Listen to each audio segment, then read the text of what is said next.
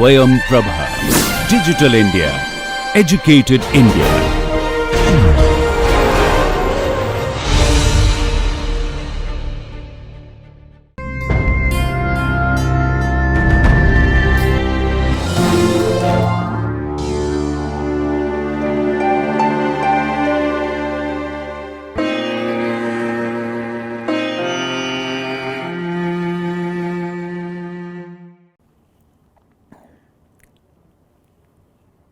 Hello, I am Dr. Shubha, Professor of Anatomy from Kempegowda Institute of Medical Sciences, Bangalore. Today, I am going to talk about the anatomy of prostate gland. A patient aged about 65 years visits a doctor complaining of difficulty in passing urine. The doctor, after listening to his complaints, does a perrectal examination. The patient is puzzled. He tells doctor, I complained of urinary disturbances and you are examining my anal canal. How does it hold good here? Doctor says, no, certain organs which are present inside can be felt through the rectum by doing a digital examination. That's why I am trying to see whether you have an enlarged prostate, which is a senile condition resulting or affecting most of the men. So, let us look at the normal anatomy of this prostate gland. Today's lecture will be under the following headings: an introduction to prostate, where it is located, what are its gross features and relations, capsule and ligaments related to it, structures which pass through the prostate, lobes of prostate and actual microstructure of prostate, its zonal anatomy, functions of prostate, 8 changes which take place in the prostate, its blood supply, lymphatic drainage, nerve supply, and we will end with applied anatomy and summarize the whole thing in the end. What is this prostate? Prostate is an accessory male reproductive organ. Please note, it is an accessory male reproductive organ. It is present in the lesser pelvis. It is of the size of a chestnut, which is appears like a inverted cone. It is compressed from above downwards, measuring about 3 centimeters in height, 4 centimeters in width at the base, and antero-posteriorly it measures about 2 centimeters in thickness. So, you find this prostate is again another organ in the body which has a lesser length compared to the width. If we can recall from our earlier lectures, we will know that there are few organs in the body which can have a lesser height compared to the width. So, prostate is one of these, and we can remember this with the help of the mnemonic 3PC, out of which one P stands for prostate and the other 2 is pons and pituitary, whereas C is the cecum. These organs in the body have a lesser height compared to the width. Now, let us look where this prostate is situated. Prostate is situated in the lesser pelvis. It is below the neck of the urinary bladder, above the urogenital diaphragm. It is behind the lower half of the pubis and in front of the rectal ampulla. This is where the prostate is situated. On either side is the levator ani. So, we know this prostate is of the chestnut shape with a compressed inverted cone like appearance. It has an anterior surface, which we can see here, a posterior surface. Anterior surface is much more convex transversely when compared to the posterior surface, which is flatter. It has a base above and an apex below. Apex is directed towards the urethra, that is the lowermost end of the prostate apex. This is the base. In a coronal section, you can make out 2 more surfaces. These surfaces, they are the inferolateral surfaces of the prostate, and you can see the prostatic urethra passing through the prostate here. Posterior surface, you can see some more features in this diagram. You can see a transverse sulcus dividing the posterior surface into an upper smaller part and a lower larger part, and this transverse sulcus will have on either side of the midline the ejaculatory ducts piercing the prostate and entering. The smaller upper part is formed by the median lobe, and you find this lower larger part is again divided into two halves by a vertical median sulcus, and this posterior median sulcus will separate the two lateral lobes, one on either side. Now, let us look at the relations of these surfaces. You find the anterior surface, which is convex, related anteriorly to the lower half of the symphysis pubis. It is separated from the pubis by a space which is called as retropubic space of Retzius, and in this you will find two ligaments which are attached to prostate on the posterior end and to the symphysis pubis and the lateral part in the anterior end. So, you find this upper one is the lateral puboprostatic ligament, and the lower one is the medial puboprostatic ligament. The lateral puboprostatic ligament is attached to the base of the prostate, whereas the medial puboprostatic ligament is attached to the neck of the prostate. It connects the prostate anteriorly to the pubis. The retropubic space which separates prostate from the symphysis pubis is filled with fat, and also there is dorsal venous plexus of Santorini. Dorsal venous plexus of Santorini. This is Santorini plexus, which is contributed by the deep dorsal vein of penis. It communicates posteriorly with the prostate. So, we call this as Santorini plexus, present in the retropubic space of Retzius along with the puboprostatic ligaments and the fat. That is about the anterior surface of the prostate. The lower end of the anterior surface, just in front of the apex of the prostate, you find the opening of the urethra. The prostatic urethra will open in the lower part of the anterior surface, just anterosuperior to the apex of the prostate. Next, coming to the base of the prostate, it is adjacent to the urinary bladder, and the part of the urinary bladder related to it is the neck of the urinary bladder. The two are separated by a sulcus which will have the prostatic and the venous plexus, the vesical venous plexus, which will communicate across this sulcus. Posteriorly, prostate is related to the rectal ampulla. This is the rectum, and the lower part, dilated part, is called as the rectal ampulla. So, prostate is separated from this rectal ampulla by a facial sheath which is running downwards and forwards. This facial sheath is called as rectovesical fascia of Denonvilliers. Rectovesical fascia of Denonvilliers. This rectovesical fascia of Denonvilliers will extend from the rectovesical pouch of peritoneum to the perineal body.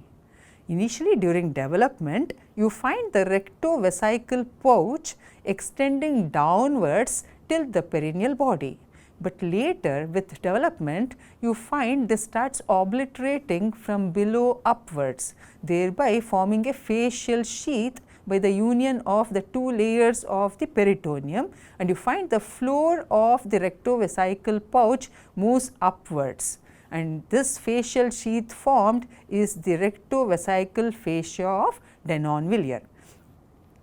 Next, you find inferiorly the prostate is related to urogenital diaphragm.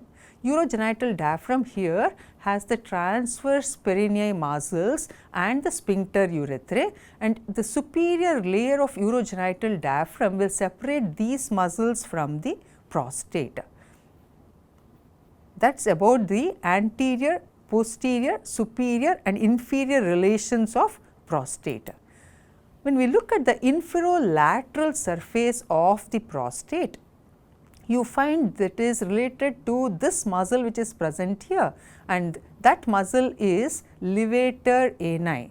It is covered by a fascia from the pelvic fascia, parietal layer of pelvic fascia covering levator ani will separate the bladder from a space which is lateral to it. This space, this is the anterior recess of the istiorectal fossa, anterior recess of istiorectal fossa.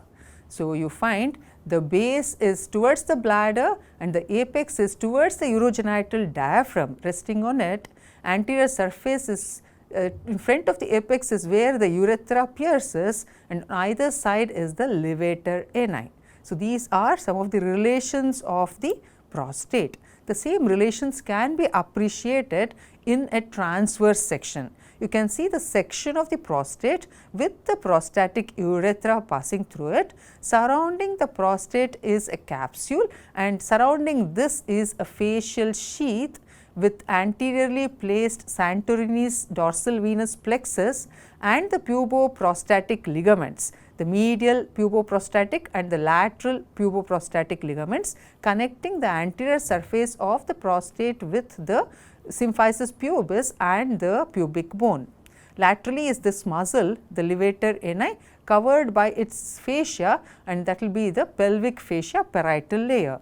Posteriorly is the rectum, separated from the prostate by a layer of fascia which is called as rectovesical fascia of Denonvilliers, and this posteriorly it is related to the prerectal fat. You can also see posteriorly prostate is related to two more structures. The medial ones are the ejaculatory ducts formed by the union of the vas deferens which is present medially with the seminiferous tubules which are present laterally. Lateral to this, towards the lateral edge of the posterior surface, you will find a neurovascular bundle running in the fascia. So, these are some of the relations of the prostate. Now, let us look at the coverings of the prostate. The coverings of the prostate are arranged as its capsule and ligaments. We find the capsule of prostate in the form of two layers, a true capsule and a false capsule. Now, this blue area is the prostate covered by a true capsule, which is the condensation of the stroma of the gland itself, and outer to this is a false capsule which is formed from the surrounding pelvic fascia and the facial sheaths of various organs related to prostate. In between these two capsules, you find a plexus of veins, sections of which are seen here, and this is the prostatic venous plexus. This becomes an important relation in prostate because the venous plexus is between the true capsule and the false capsule. So, what do? We leave behind both the capsules when we are doing a prostatectomy. Enucleation is done by removing the prostate, leaving behind both capsules, and it is not removed along with the capsules, so that the plexus will be kept intact. There will not be much of a bleeding. Here we can see the capsule of the prostate becomes continuous anteriorly with the puboprostatic ligaments and posteriorly with the fascia of Denonvilliers. It merges here with these two structures. Inferiorly, it merges with the superior fascia of urogenital diaphragm. The puboprostatic ligaments extending from the anterior surface to the pubis is again appreciated here with the fascia of Denonvilliers, and in between the fascia of Denonvilliers and the levator ani, you will find a facial sheath. So, the fascia of Denonvilliers which is going to this facial sheath will divide this into two parts, an anterior part in relation to the prostate. So, it is called as lateral prostatic fascia, and a posterior part which is related to the rectum. So, it is called as lateral rectal fascia, and anteriorly it becomes continuous with the endopelvic fascia lining the parietal wall. Now, let us look at the structures within the prostate gland. You find three structures present or passing through the prostate gland. most important one is the urethra. This is the prostatic urethra.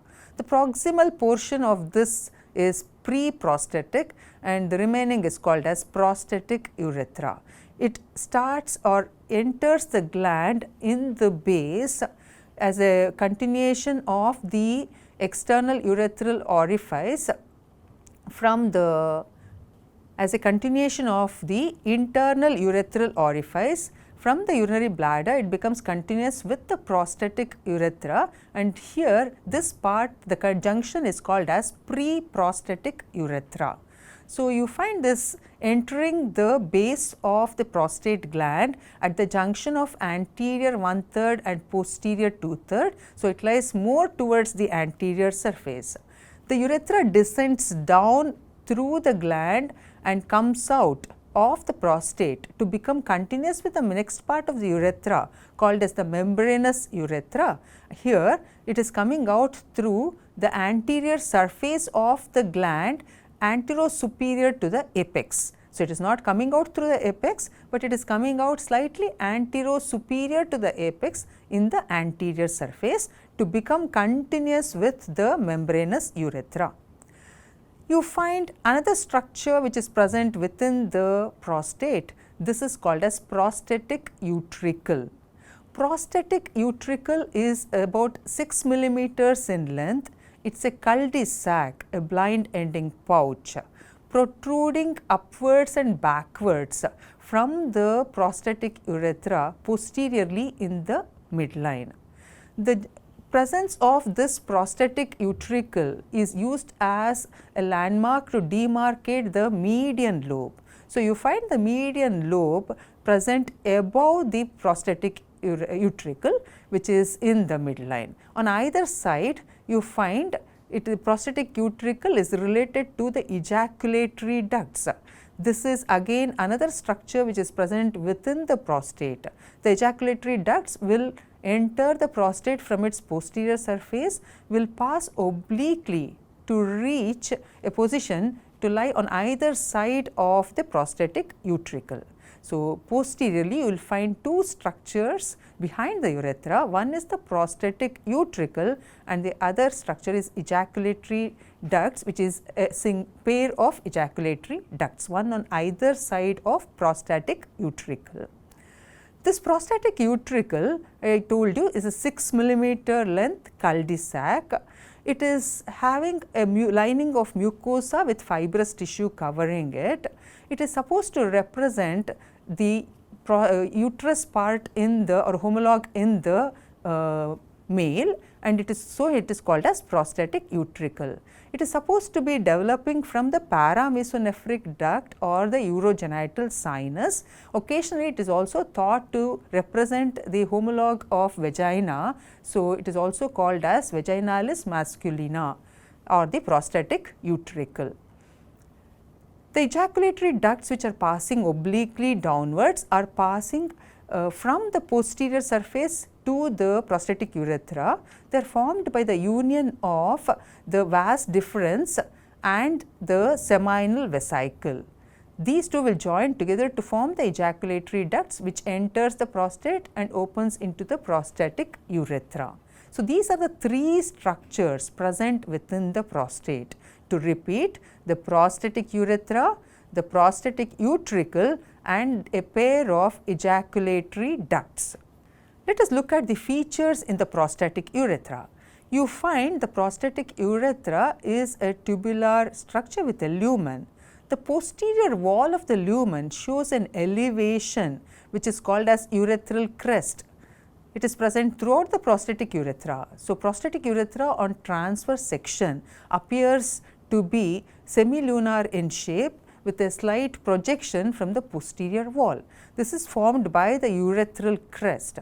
Center of the urethral crest you find an enlarged rounded elevation. This is called as colliculus seminalis. Colliculus seminalis, this is the area, colliculus seminalis. The other name for colliculus seminalis is verumontanum. Verumontanum. That is the other name for colliculus semianalis, which is a rounded projection on the posterior wall of the prostatic urethra. On the middle of the verumontanum or the colliculus semianalis, you find the opening of the cul-de-sac, that is the prostatic utricle. On either side of the prostatic utricle, you will find the opening of ejaculatory ducts. So, center is the prostatic utricle opening, on either side is the opening of the ejaculatory ducts.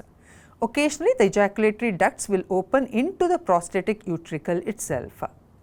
Lateral to the urethral crest and the colliculus semianalis, you will find a depression, a linear depression or a groove, which is called as prostatic sinus on either side of the urethral crest and the colliculus semianalis. This linear depression is called as prostatic sinus, and this will receive the openings of the prostatic ducts.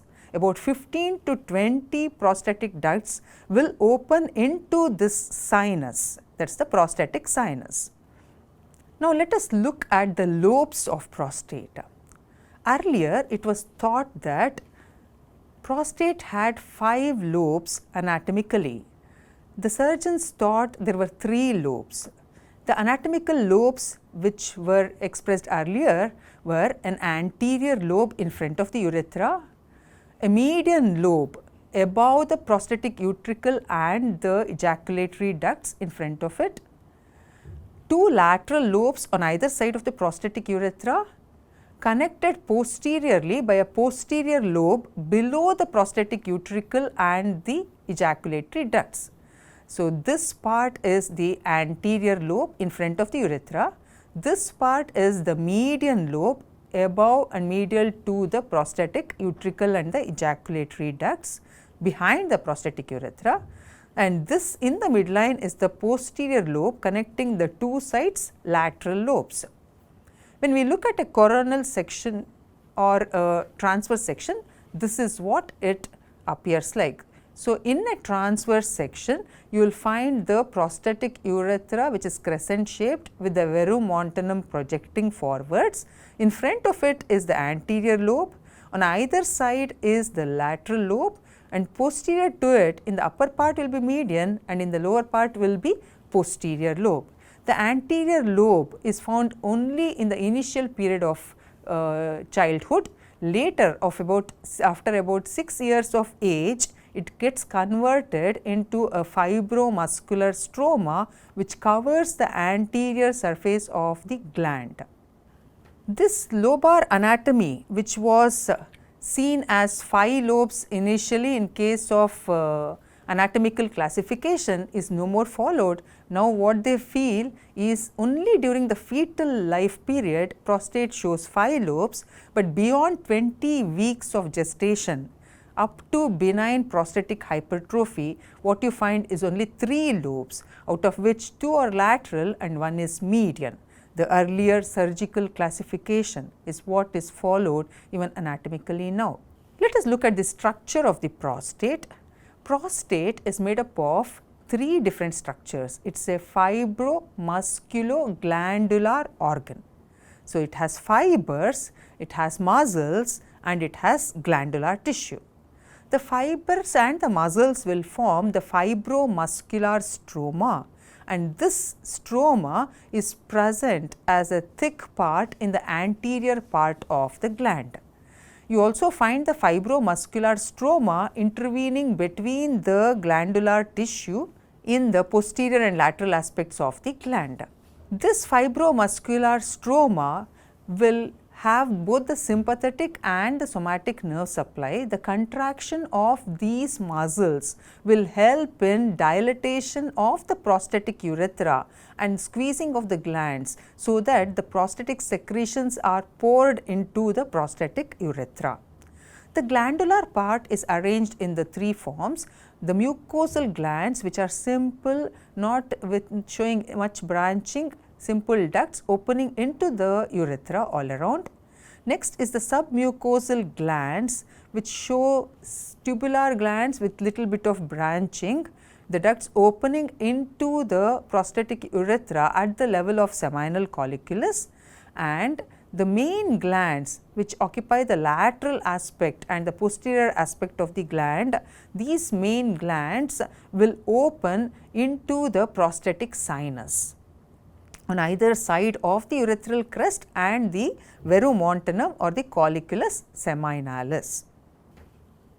At present, there are 3 zones of prostate which become much more important surgically.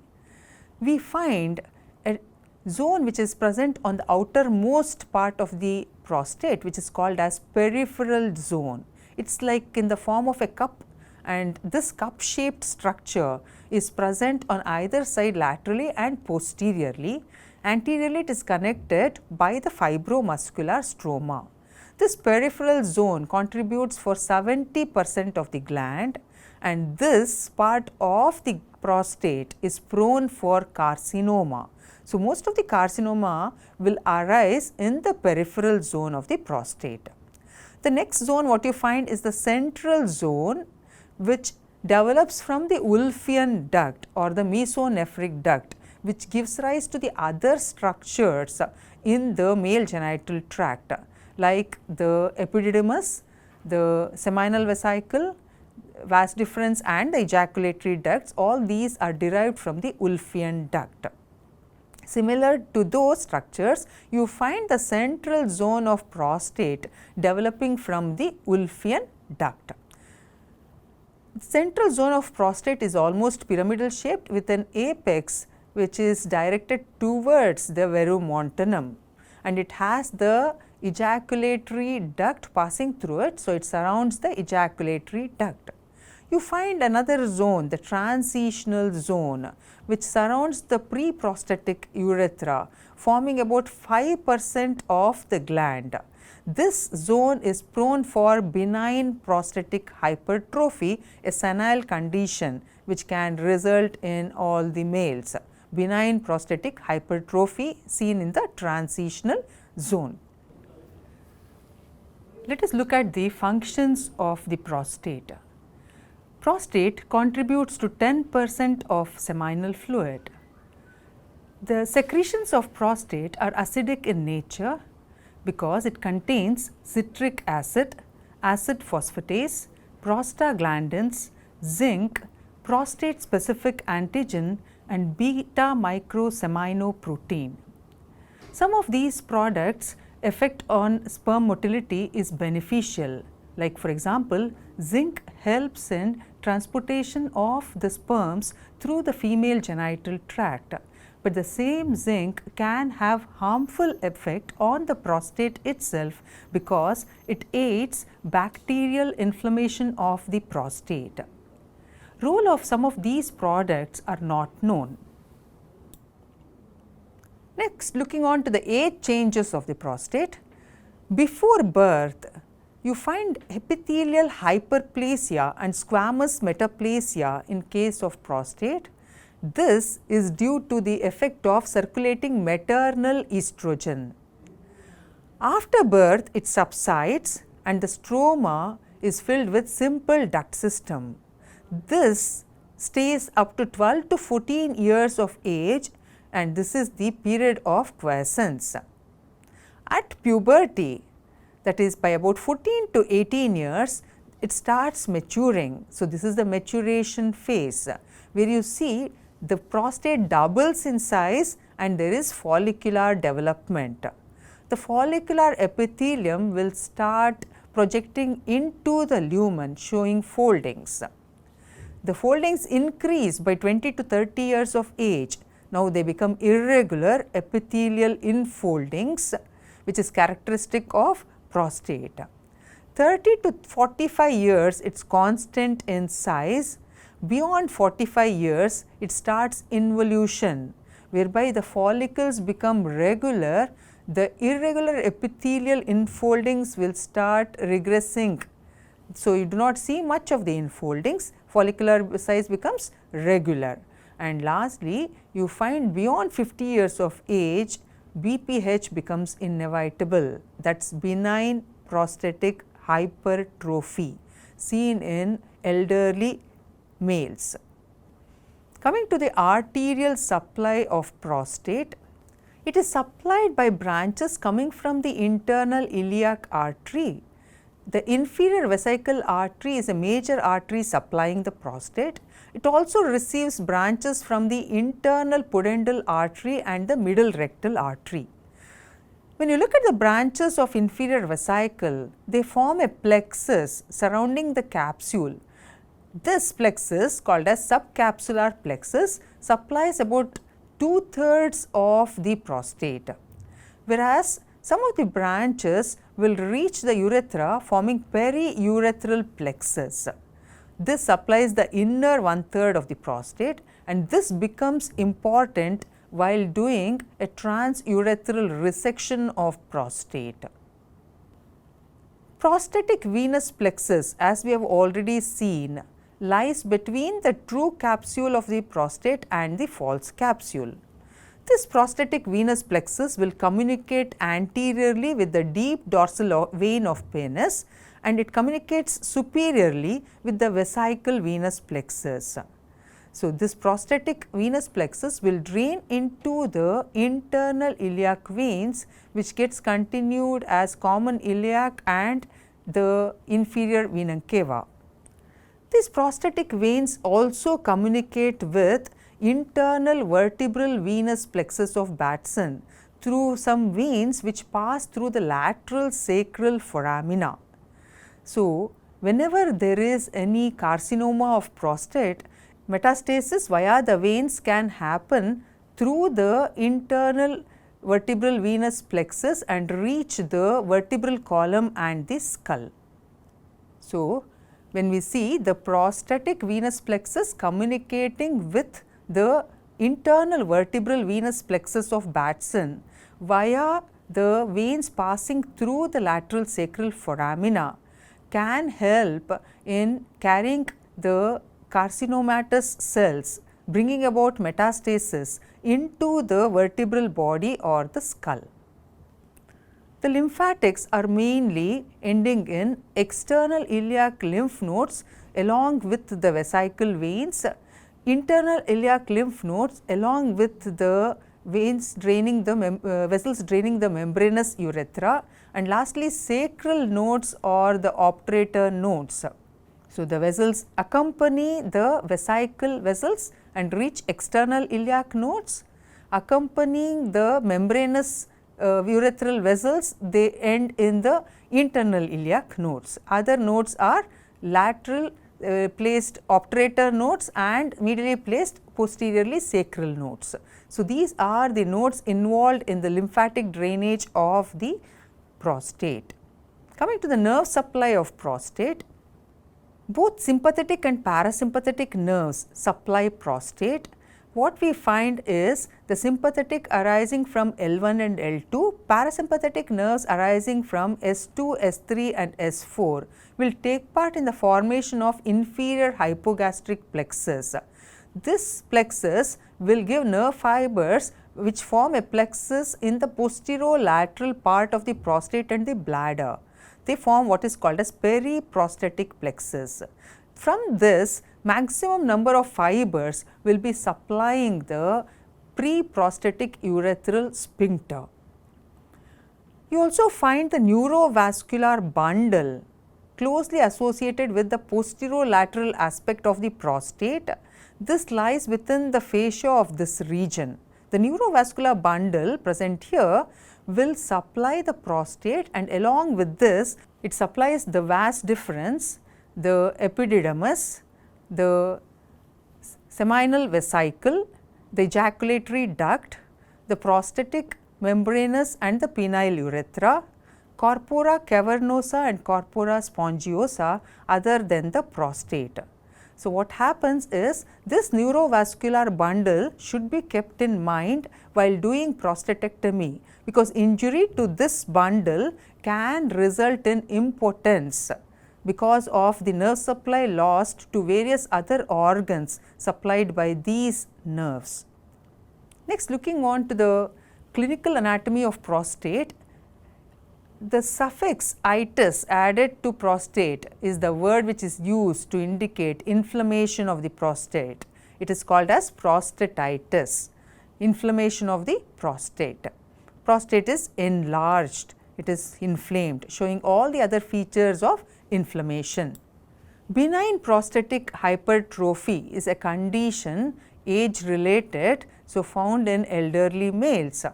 Usually it is present, it can be with symptoms or without symptoms. In case of benign prostatic hypertrophy, it is usually the median lobe which is enlarged, and this median lobe which forms the uvula vesicae in the floor of the trigone of the urinary bladder, you find this enlarged to a maximum extent. So, what happens is there is a small pouch like area in the bladder behind the median lobe. So, this area will start collecting the urine, and this urine gets stagnated here. So, you find this stagnation of urine forming a post-prostatic pouch in the urinary bladder, and this is due to enlarged median lobe in the region of the uvula vesicae, which acts as a ball valve to close the sphincter here or the orifice here. Benign prostatic hypertrophy or any other cause of enlargement, we can make out the enlarged prostate by doing a digital examination, and what we do is the perrectal digital examination to feel the prostate. Prostate posterior surface is felt about 4 centimeters above the anal opening, and it is felt like a firm mass, and if it is hard and fixed or nodular, then carcinoma should be ruled out. We already told which zones are involved in the diseases. So, you find the peripheral zone is involved in carcinoma, whereas the transitional zone is involved in benign prostatic hypertrophy. Benign prostatic hypertrophy starts as micronodules, small nodules in the region of the median lobe or the transitional zone. Later they coalesce and enlarge in size to form a bigger mass in case of benign prostatic hypertrophy. So, what happens is the surrounding peripheral zone gets compressed and it forms a capsule to surround this irregular mass present within. So, you find a capsule being formed. Since it is not the original capsule, it is also called a surgical pseudocapsule, because you use this as a guide during surgery when you want to do enucleation of the prostate, that is removal of the prostate without cutting. You can use this capsule, the surgical pseudocapsule, as a guide to enucleate the mass within. Enlargement of the prostate due to any cause will cause urethral compression, because that is a membranous structure present within the prostate. So, it gets compressed easily and can be compressed by benign prostatic hypertrophy or carcinoma. This narrow urethra will result in urethral disturbances like frequency of micturition, difficulty in passing urine, nocturia, where the person gets up many times in the night to pass urine because of stagnation of urine, etc. Enlarged prostate has to be removed. If it results, then it causes urinary disturbance. So, enlarged prostate can be approached through any of the routes. It can be approached through the bladder when it is called as transvesical approach. It can be approached behind the pubis, then it will be called as retropubic approach. It can be approached through the perineum, which is called as transperineal, and lastly through the urethra, then it is called as transurethral approach. Commonly used approach now is the transurethral approach. It is called as transurethral resection of prostate, TURP. So, with this we complete the applied aspects related to prostate. To summarize, it is an accessory gland of male reproductive system. It is a fibromusculoglandular organ situated below the neck of the urinary bladder. The urethra passes through it, and that part of the urethra is called as prostatic urethra, and it has a transitional zone which is prone for benign prostatic hypertrophy, and a zone in the periphery called as peripheral zone which is prone for carcinomatous change. prostate can be easily examined by doing a per-rectal examination, and removal of the prostate nowadays commonly used procedure is transurethral resection of prostate or TURP. Thank you.